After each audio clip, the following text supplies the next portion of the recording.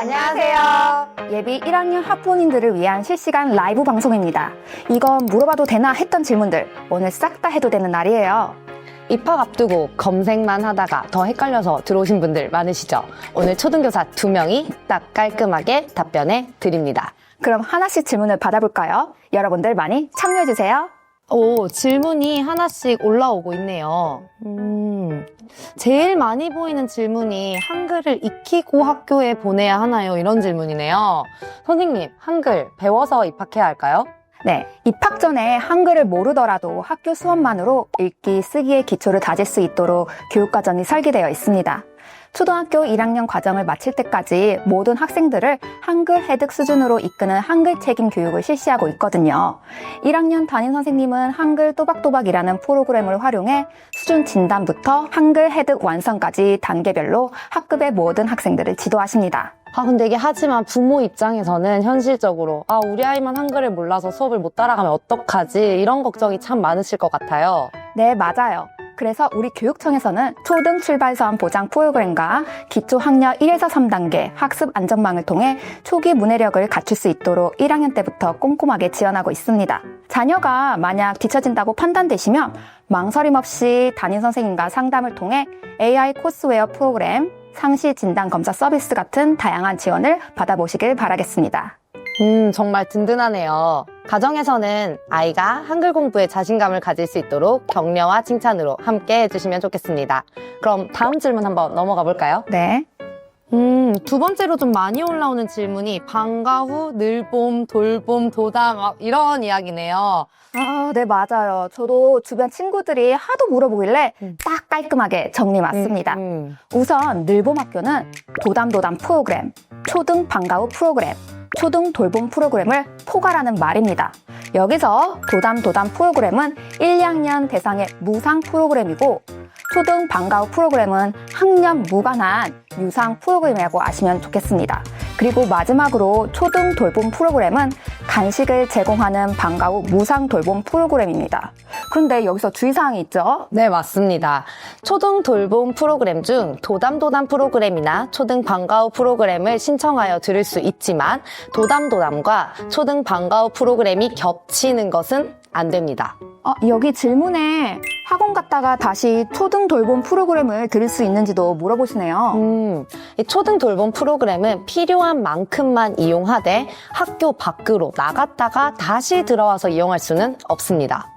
학교마다 운영 기준이 다르므로 꼭 학교 공지사항을 확인하세요. 선생님, 지금 올라오는 질문의 많은 부분이 학교 가기 전 뭘 챙겨가야 하는지에 대한 질문이 많네요. 이걸 한번 정리해볼까요? 네, 학교 준비물에 관한 질문이 굉장히 많으시네요. 저도 이런 질문을 개인적으로 많이 받거든요. 먼저 첫 번째로 학교에서는 기초 준비물은 준비해주는 경우가 많습니다. 1학년 학생들이 입학할 때 학교에서 사용할 색연필, 사인펜, 가위, 풀, 크레파스, 청소용구, 리드마키 등 학교마다 준비해주는 물건은 다를 수 있지만 기본적인 생활을 위한 준비물을 제공하는 경우가 많습니다. 네, 맞아요. 그리고 각 학교마다 담임 선생님들마다 필요로 하는 물건이 다를 수 있기 때문에 학기 초 배부되는 가정통신문이나 알림장을 꼭 확인해주세요. 선생님이 1학년 담임을 하면서 이렇게 가져왔으면 좋겠다 하는 꿀팁이 있으실까요? 있습니다. 먼저 학교에서 받은 기초 준비물을 이렇게 이름을 다 적어서 가지고 와야 합니다. 색연필과 연필 에도 자신의 이름 혹은 이름 스티커를 꼭 붙여서 가지고 와야 하고요.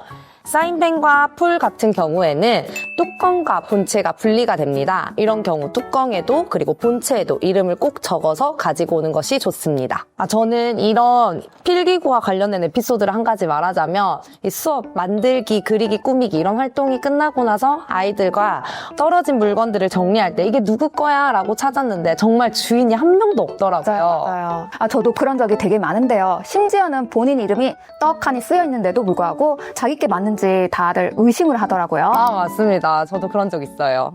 그럼 다음 질문으로 넘어가 볼게요. 여기 보니까 학교는 몇 시까지 가면 되나요? 라는 질문이 있네요.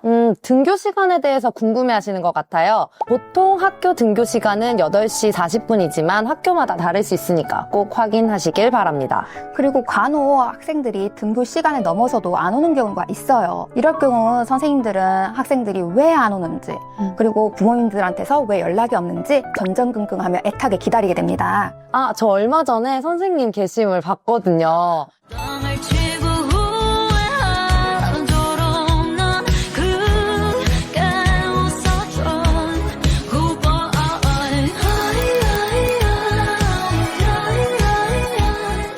후보이 보면서 진짜 공감하면서 봤어요. 네, 감사합니다. 정말 기다리는 입장에서는 애가 타다가 학생 얼굴 보는 순간 아 맞다 다행이다 이런 안도감이 드는 것 같아요. 그러니까 꼭 8시 40분까지 등교를 시켜주십시오. 늦을 것 같으면 꼭 연락 주세요. 선생님은 계속 기다리고 있습니다. 그럼 다음 질문 한번 넘어가 볼까요? 아이가 다리가 불편한데 제가 교실로 들어가도 될까요? 교내 출입과 관련된 이런 질문도 있는데 다리가 아프거나 등의 기타 이유로 교실에 들어오셔야 할 경우 보호자께서는 학교 방문 사전 예약제를 신청하셔서 승인을 받은 경우에만 출입이 허가됨을 알려드립니다. 맞습니다. 내가 내 아이의 보호자인가 동시에 다른 학생들에게는 외부인이 됨을 꼭 기억해 주십시오. 등교 시간에 대한 이야기가 나왔으니까 결석, 지각, 조퇴 관련 이야기도 연결해서 해볼까요? 네, 좋습니다. 첫 번째는 담임 선생님께 출결 관련된 내용을 알립니다. 아까도 말씀드렸다시피 담임 선생님들은 출결 확인을 위해서 계속 기다리고 계시니까요. 늦으면 늦는다, 아프면 아프다, 꼭 사전 연락을 해주세요. 네, 요즘에는 학교에서 나이스 앱을 이용해 출결을 받습니다. 핸드폰에서 나이스 어플을 다운받고 회원 가입을 합니다. 자녀가 승인을 할 수도 있고 자녀 승인이 되지 않는 경우에는 담임 선생님께 승인 요청을 따로 말씀드리면 되겠습니다. 이후 결석계, 지각계, 조퇴계를 선택하고 시간에 맞춰 작성하시면 되겠습니다. 병원 진단서나 진료 확인서 등을 잘 보이게 사진으로 찍어서 꼭 첨부 파일로 넣어주세요. 그리고 이게 출석계랑 관련된 내용으로 교회 체험학습에 대한 이야기도 있네요. 네. 교회 체험학습도 방법은 동일합니다. 나이스 앱으로 교회 체험학습 신청서를 작성하시면 됩니다. 휴일, 공휴일을 제외한 3일 전까지만 신청이 가능하므로 꼭 사전 신청을 해주셔야 합니다. 신청한 뒤에는 담임 선생님께도 연락을 드리면 더욱 빠른 처리가 가능하겠죠? 네, 나이스로 신청하셨다면 보고서 또한 나이스로 7일 이내에 나이스로 제출해 주셔야 합니다. 그럼 또 다음 질문. 투약은 어떻게 하나요? 맞아요. 이렇게 아이들이 아픈 경우가 있는데 이렇게 아픈 경우 약은 어떻게 하면 될까요? 네, 초등학교는 유치원 때처럼 투약 의뢰서 작성이 없습니다. 자녀와 복용법을 연습하고 복용 시간을 안내하여 스스로 먹을 수 있도록 충분히 지도해서 보내주셔야 합니다. 투약 이외에도 배변 후 뒷정리 등 기초 생활 습관을 갖추도록 가정에서 꾸준한 지도가 필요합니다. 네, 맞습니다. 급식 제일 중요하죠, 선생님. 네, 맞습니다. 급식 어떻게 이루어지죠? 이 급식은 매달 초 가정통신문으로 영양식문과 식단표가 안내가 됩니다. 구체적인 메뉴는 참고하시면 됩니다. 학기 초 학생들의 알러지 유무를 조사하지만 아무래도 워낙 많은 학생들의 내용을 담임 선생님께서는 인지하지 못할 수도 있습니다. 그래서 꼭 자녀에게도 본인이 먹을 수 없는 식재료는 언급해서 학습시켜 주셔야겠습니다. 1학년 학부모님들은 아이가 밥을 잘 먹을 수 있는지도 많이 걱정을 하셔요. 담임 선생님과 지속적인 연습으로 식사를 하러 가니 너무 걱정하지 않으셔도 됩니다. 가정에서도 아이들이 골고루 식사를 할 수 있도록 지도를 해주시면 좋겠습니다. 주변 어머님들 보니까 자녀가 젓가락질을 못해가지고 다들 걱정이 많으시더라고요. 아니요. 학교 오면 애들 다 잘해요. 그리고 저희 애도 잘 하던데. 자녀분이 참 대단하네요. 또 학교에서는 천천히 배워가기도 하고 담임 선생님께서 급식 지도 중에 많이 도와주시기도 하고 또 주변 친구들이 같이 도와주기도 하니까 잘 적응해서 나갈 겁니다. 걱정하지 마세요. 네, 여기 보니 상담 관련 질문도 있네요. 맞아요. 이 상담 기간이 정해진 학교는 상담 기간에 맞춰서 신청을 하시면 되고요.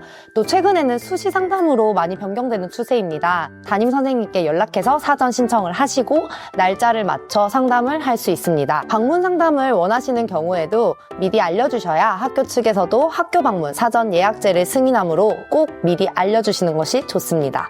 여기 질문에 학교에서 휴대전화 사용 가능한가요? 라는 질문이 있네요. 학교에서 수업 중 휴대전화 사용은 허용되지 않습니다.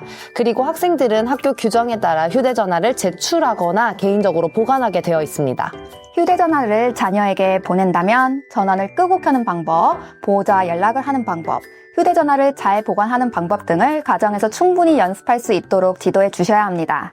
이제 보니까 다 이제 비슷비슷한 질문들을 많이 해주시는데 이제 시간 관계상 여기까지 하면 좋을 것 같네요. 아이들의 첫 학교 생활이 많이 걱정되시죠? 우리 아이들은 생각보다 강합니다. 학생의 성장은 학교, 보호자의 관심 속에서 자라납니다. 아이 한 명을 키우는데 온 마을이 힘을 합친다는 말이 있듯 교육 공동체가 함께 힘을 다해보면 좋겠습니다. 입학을 위한 첫걸음 함께 시작해봅시다.